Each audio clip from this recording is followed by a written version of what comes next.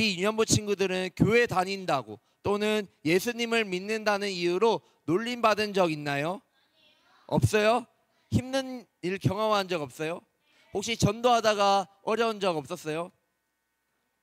전도하다가는 힘든 적 있었어요? 네? 전도하다가 힘든 적도 있었던 친구도 또 있고 없는 친구들도 있네요. 예. 없는 친구들은 아직은 다행이에요. 네. 만약에 우리가 예수님을 믿는다는 이유로 누가 우리를 괴롭히고 때리고 뭐 예를 들어서 놀리고 힘들게 하면 우리는 어떻게 해야 될까요? 그 놀리고 이렇게 괴롭히는 사람에게 똑같이 놀리고 괴롭히고 주먹을 휘둘러야 될까요? 그럼 어떻게 해야 될까요? 네. 뭐라고요?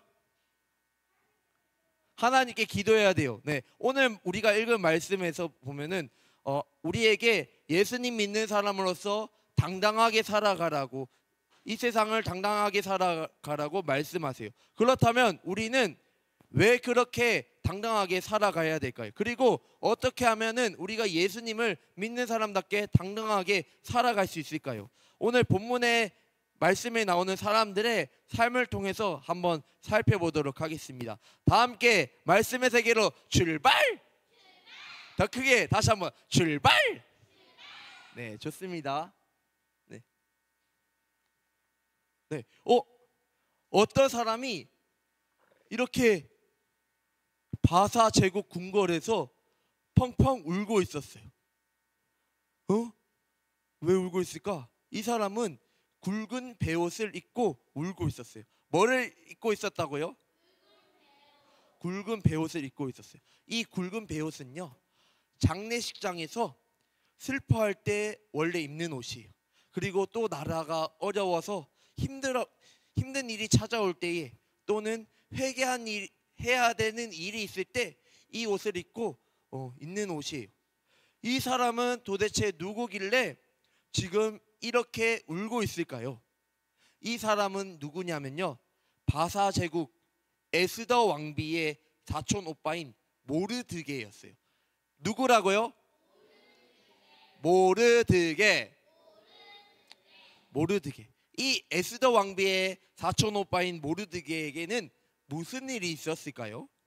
그건 바로 하만이라는 사람 때문이에요. 누구라고요? 하만. 네, 하만은요, 이 바사 제국에서 아하수에로라는 왕 다음으로 높은 사람이었어요. 총리같이, 우리나라로 치면 국무총리 같은 사람이었어요. 그래서 이 하만이 지나갈 때는요, 모든 사람들이 이렇게 절을 했어요. 그런데 딱 한 사람, 모르드게만 절하지 않았어요. 이 모르드게는 왜 하만에게 절하지 않았을까요? 이 모르드게가 바로 하나님을 믿었기 때문이에요. 모르드게가 자기에게 절을 하지 않자 하만은 엄청 화가 났어요. 하만은 왜 나에게 절하지 않는 거야? 내가 누군지 몰라? 이렇게 생각했어요. 그런데 알아보니까 이 모르드게가 유다인이라는 것을 알게 되었어요. 유다인은 원래 하나님을 믿는 사람들이에요. 이것을 알게 되어서 너무 화가 나가지고 이 모르드게와 유다인들을 모함했어요. 이 유다인들이 왕이 내린 법을 지키지 않아서 이 나라가 엉망진창이 되어가고 있다라고 모함하기 시작했어요. 그래서요, 하만의 이 속임에 넘어간 아하수에로 왕은 하만에게 반지를 주었어요. 이 왕의 편지는요, 왕의 명령에 적힌 문서에다가 도장을 찍는 아주 중요한 역할을 했어요. 하만이 이 반지를 갖고 있다라는 거는요, 바사의 모든 도시에 왕의 명령을 이렇게 전할 수 있는 그런 파워가 있었던 거예요. 이 명령에 적힌 문서에는 13일 뒤에 이 유다인들 모두를 죽이라라는 명령이 적혀 있어요. 그래서 이 모르드게가 펑펑 울고 있는 거예요. 이제 죽게 되었으니까. 이제 나뿐만 아니라 나의 모든 민족이 이제 죽게 되었으니까, 멸망당하게 생겼으니까 너무 슬퍼서 우는 거예요. 이렇게 울고 있는 이 모르드게의 소식을 이제 에스더가 알게 되었어요. 에스더의 그 내시와 시녀들이 에스더에게 이렇게 말했어요. 왕비님, 당신의 사촌 오빠인 모르드게가 지금 굵은 베옷을 입고 궁궐 문 앞에서 펑펑 울고 있어요 라고 말을 했어요. 그래서 이 소식을 들은 에스더는 걱정했을까요? 걱정하지 않았을까요? 엄청 걱정했어요. 그래서 모르드게에게 이제 울지 말고 울지 말라고 굵은 베옷 대신에 좋은 옷들을 보냈어요. 그런데 모르드게가 이 옷들을 받지 않았어요. 계속해서 굵은 베옷을 입고 있겠다라고 말하면서 울고 또 울었어요.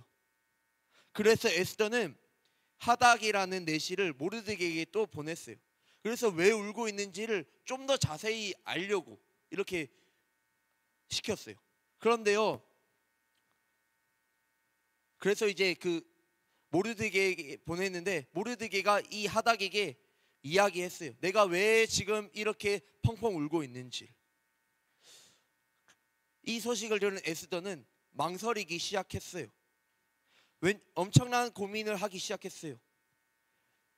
왜냐하면요, 이 모르드게가 에스더에게 네가 왕에게 찾아가서 이 사정을 이야기하라라고 이야기했기 때문이에요. 그런데요, 이게 너무 고민되었던 게 뭐냐면 이 당시에는 바사 제국에서는 함부로 왕에게 찾아갈 수 없었어요.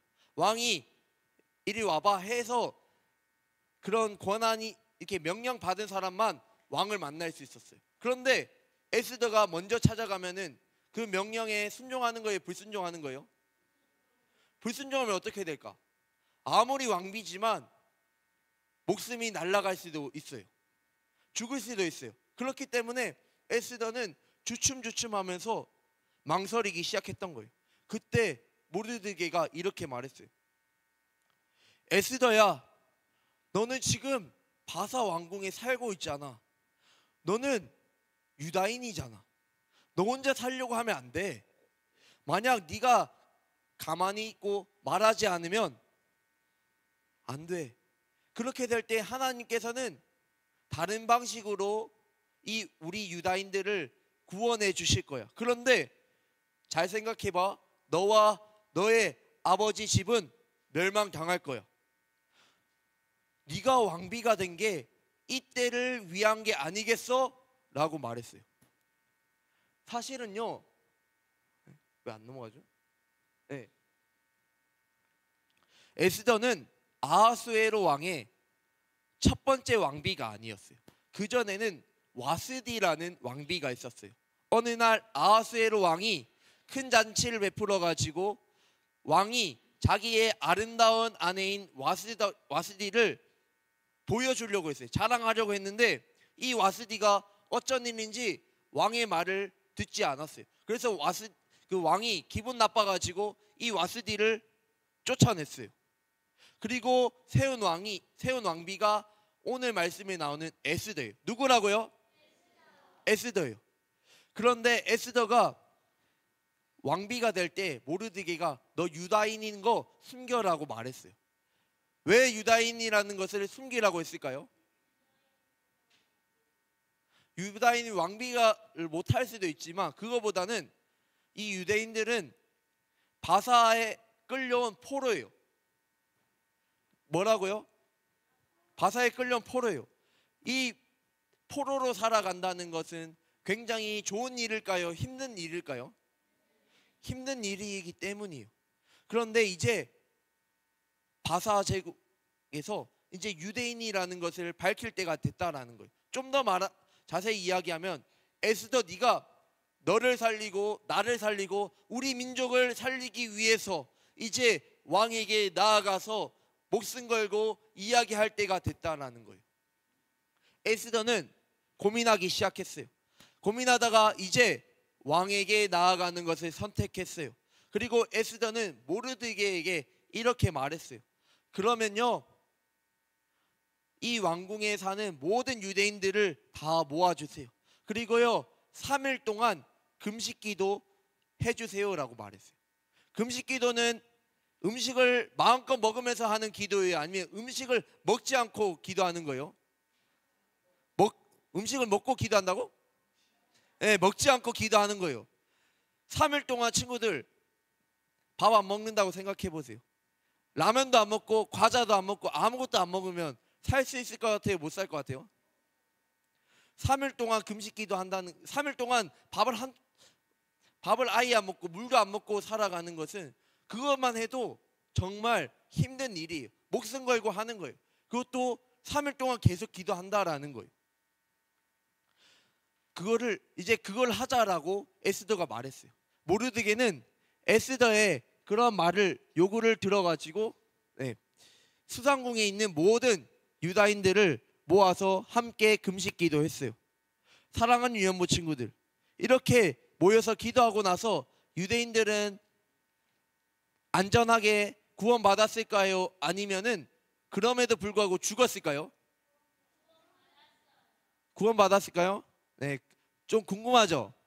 네, 그거는 다음 주에 이야기하겠습니다. 그건 다음 주에 또 이야기해야 돼가지고 여기까지 이야기하고, 혹시라도 내가 너무 궁금하다 그러면 에스더 말씀을 한번 1장부터 쭉 읽어보세요. 네, 가장 중요한 거는 에스더와, 오늘 말씀에서 가장 중요한 거는 에스더와 모르드게 그리고 유대인들이 하나님께 정말 간절하게 또 간절하게 기도했다라는 거예요. 그것도 희망이 하나도 없는 상황에서 우리의 유일한 희망이 되시는 하나님께 은혜를 구했다라는 거예요. 사랑하는 연부 친구들, 우리도 이런 태도가 필요해요. 우리 역시 살아가면서 너무 힘들고 어려운 일들을 많이 만나요. 기쁘고 즐거운 일들도 만나지만 힘들고 지칠 때가 너무 많아요. 이렇게 그림에 나오는 것처럼 사방이 다 막힌 것처럼 보일 때도 있어요.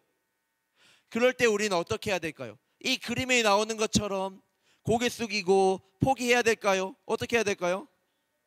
네? 뭐라고요? 하나님께 기도해야 돼요. 하나님께 간절하게 또 간절하게 기도해야 돼요. 그런데요, 막상 우리가 이걸 너무 잘 알지만 우리는 이렇게 사방이 막혔을 때 다른 방법을 먼저 선택해요.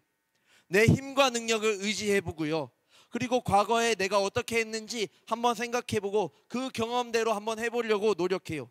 그리고 다른 사람들을 의지하고 세상의 다른 방식을 선택해요. 그리고 그렇게 해도 안 되면은, 안 될 때 하나님께 기도하고 해결해 달라고 기도해요. 그러나 오늘 말씀에서 나오는 에스더와 모르드게 그리고 유대인들은 이렇게 하지 않았어요.